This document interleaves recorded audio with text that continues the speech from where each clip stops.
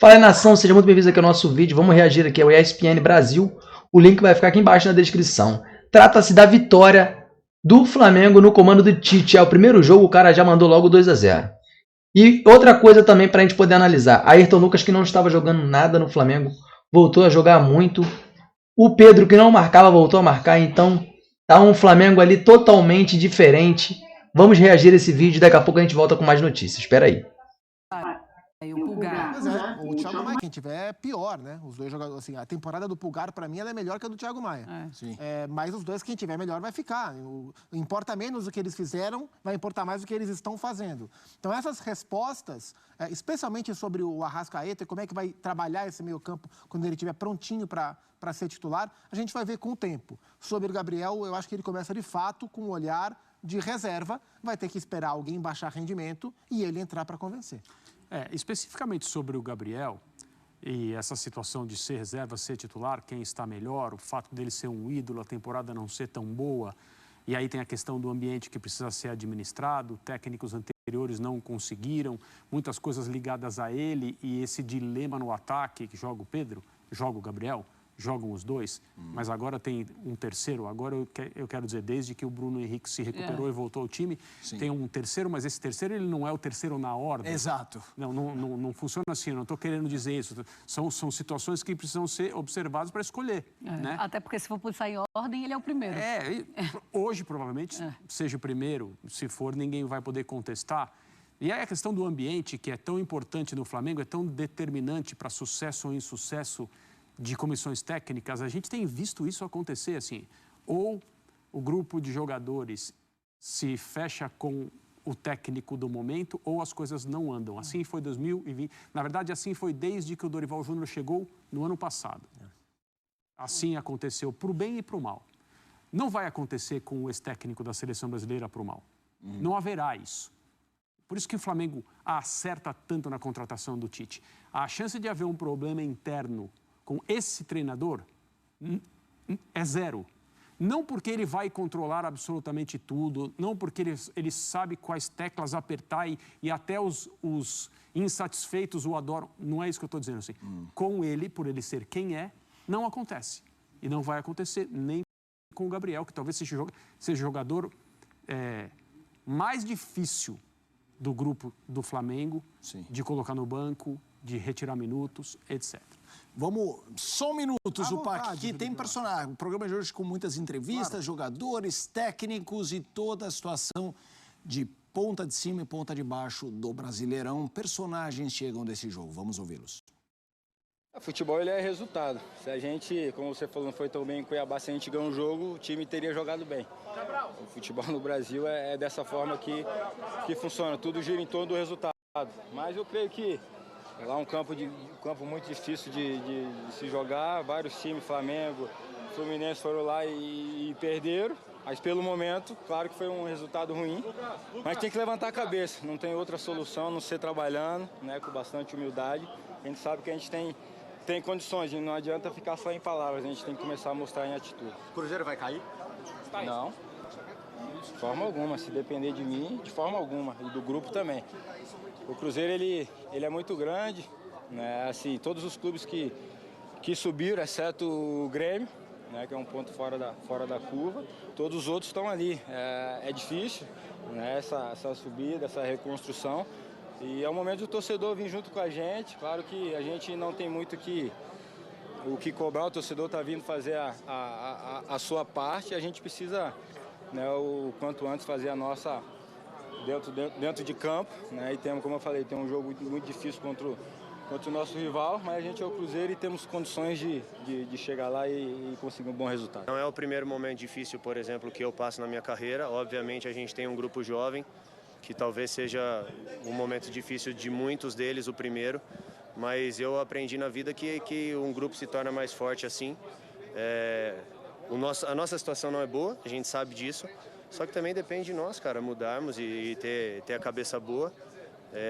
E vamos continuar. Eu acho que o jogo se joga ali, 11 contra 11 em campo. E por mais que o torcedor hoje não confie na equipe, a gente a gente não tem que pedir nada, né? O torcedor tem feito a parte dele e a gente tem tentado fazer a nossa. E o caminho é longo ainda. Tem 11 partidas que que nós sabíamos que o campeonato ia ser difícil. Eu, sinceramente, quando me foi apresentado o projeto do Cruzeiro, eu sabia que o primeiro ano não seria o mais difícil. O segundo ano seria o mais difícil.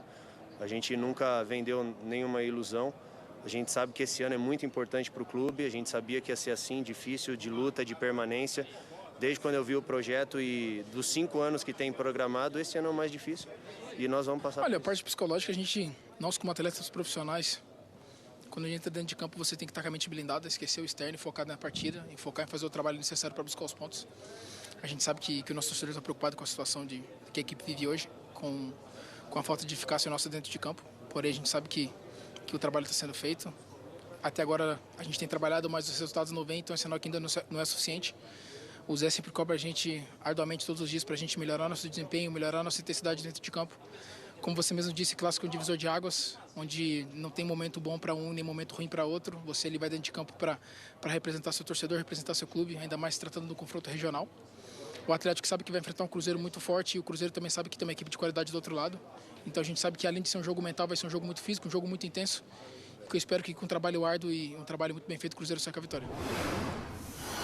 Pois de esportes, tem os números então de Cruzeiro e Flamengo pelo Campeonato Brasileiro, vitória importante do Flamengo na estreia do Tite. Posse de bola 43% a 56% do Fla, passes certos 302 a 438, 11 chutes para o Cruzeiro, 9 para o Flamengo, 5 chutes certos, tá? Para o Cruzeiro, 2 para o Flamengo. Grandes chances, o Cruzeiro não teve nenhuma, o Flamengo 3 grandes chances, escanteios 8 para o Cruzeiro.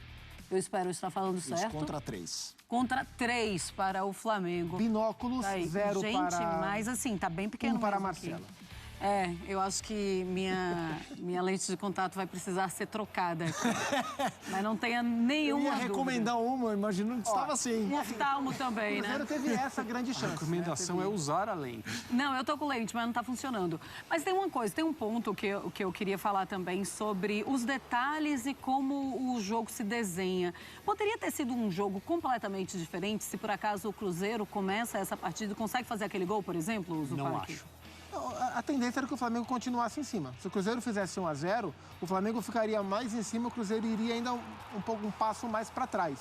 Porque até o Flamengo fazer o gol, era um jogo onde as equipes tentavam dividir a dominância. O Cruzeiro estava tentando jogar e o Flamengo estava tentando jogar. O Cruzeiro tentando construir pela direita, terminar pela esquerda, o Flamengo tentando de uma maneira um pouco mais equilibrada, não estava conseguindo, o jogo não era bom até os 30 e tantos, 38 do primeiro tempo.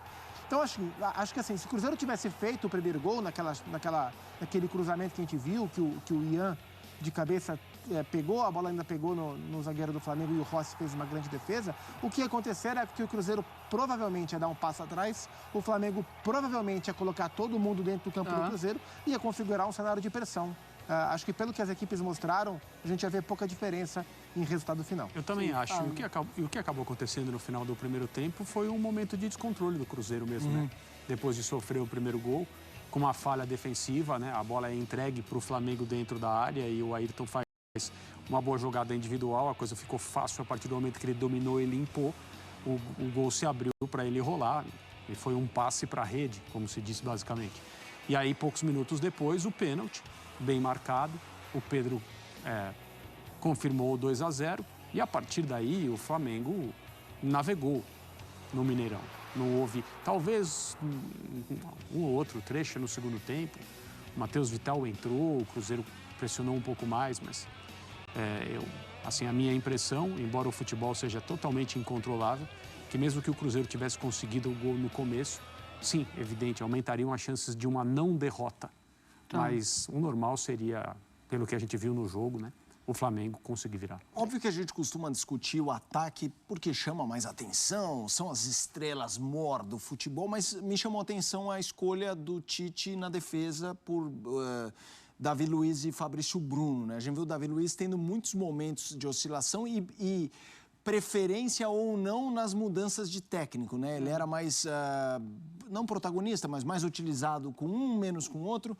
Como é que você achou essa escolha de Wesley, Davi Luiz, Fabrício Bruno e Ayrton Lucas como zagueiro, como defesa. Na impossibilidade de usar o Léo Pereira, como era o caso de hoje, ele tinha o Pablo, que é um zagueiro que fisicamente se mostra melhor que o Davi Luiz, mas tecnicamente não conseguiu se encontrar no Flamengo, e o Pablo não é mau zagueiro, ele é bom zagueiro, sim, mas não vive até aqui uma jornada de êxito no Flamengo.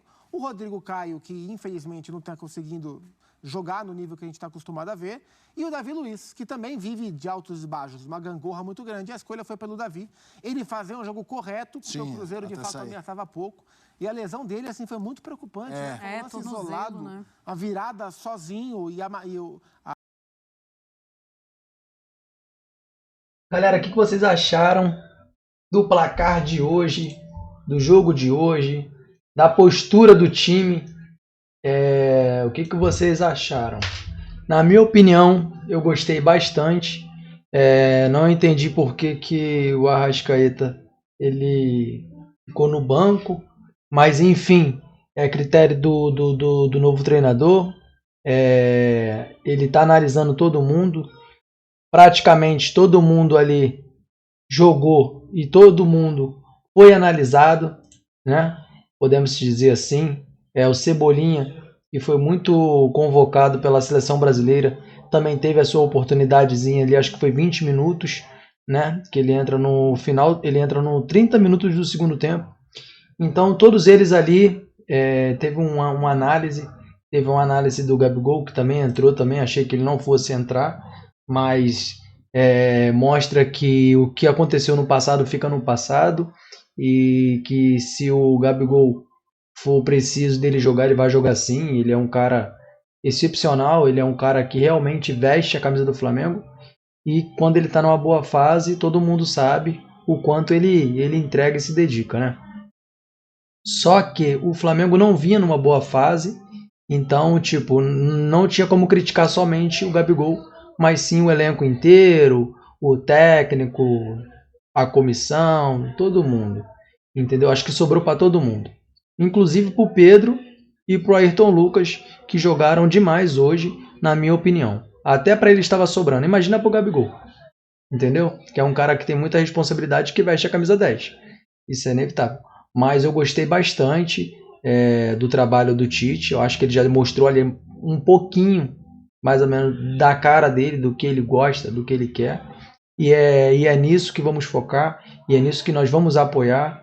E tamo junto com o Flamengo, entendeu? Já vamos logo encher esse vídeo logo de comentários bons e positivos. Se você é flamenguista raiz, você vai deixar um comentário aqui positivo pro Flamengo. Galera, eu vou encerrando por aqui para o vídeo não ficar muito longo, beleza? Antes de mais nada, já vou deixando os créditos para a ESPN Brasil. E é isso. E eu fui, e até o próximo vídeo com mais notícias do Flamengo. Forte abraço.